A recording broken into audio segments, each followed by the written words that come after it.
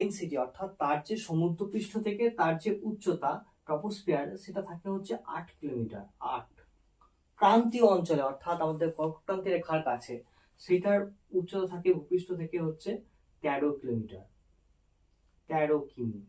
আর যে রয়েছে আমাদের নিরক্ষীয় অঞ্চলে সেখানে থাকে কত, সেখানে হচ্ছে 16 বা 18 কিমি।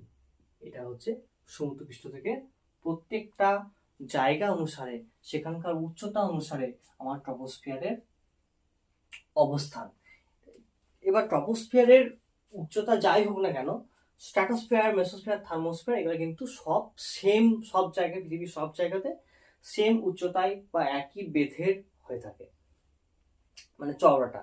ঠিক আছে, বেশ। তো এই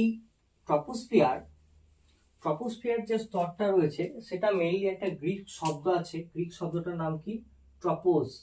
গ্রিক শব্দ হচ্ছে ট্রপোজ। এই ট্রপোজ থেকে হচ্ছে ট্রপোস্ফিয়ার কথাটি এসেছে, যার অর্থ কি? যার অর্থ হচ্ছে ক্ষুব্ধমণ্ডল। কেন ক্ষুব্ধমণ্ডল বলা হয়? এর একটা নাম আছে, কি নামের? ক্ষুব্ধমণ্ডল।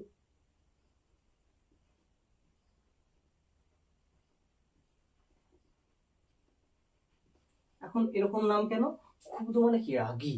অর্থাৎ পৃথিবীর যে বায়ুমণ্ডল রয়েছে সে বায়ুমণ্ডলের মধ্যে ঝড় বলো, বৃষ্টিপাত বলো, সমস্ত কিছু এই স্তরের মধ্যে হয় বলে একে বলা হয় হচ্ছে তোমার ক্ষুব্ধমণ্ডল বলা হয়, ট্রপোস্ফিয়ার স্তরকে।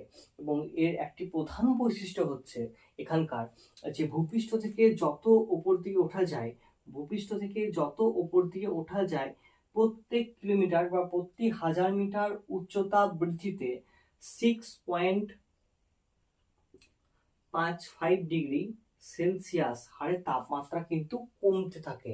অর্থাৎ যত তুমি ওপর দিকে উঠবে তত তোমার সেই যে ট্রপোস্ফিয়ার রয়েছে সেই ট্রপোস্ফিয়ারে কিন্তু উষ্ণতা কমতে থাকবে।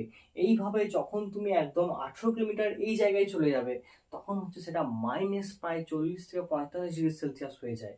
ঠিক আছে, এই হচ্ছে ট্রপোস্ফিয়ারের যে উষ্ণতা হয় সেটা হচ্ছে এইভাবে কমতে কমতে আমার এই টেম্পারেচারে চলে যায়।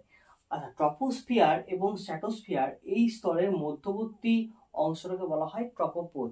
পোজ মানে হচ্ছে মিশ্রণ করা, অর্থাৎ যেখানে ট্রপোস্ফিয়ার এবং স্ট্র্যাটোস্ফিয়ার দুটি স্তর যেখানে মিশ্রিত হচ্ছে সেই স্তরটাকে বলা হয় হচ্ছে ট্রপোপোজ।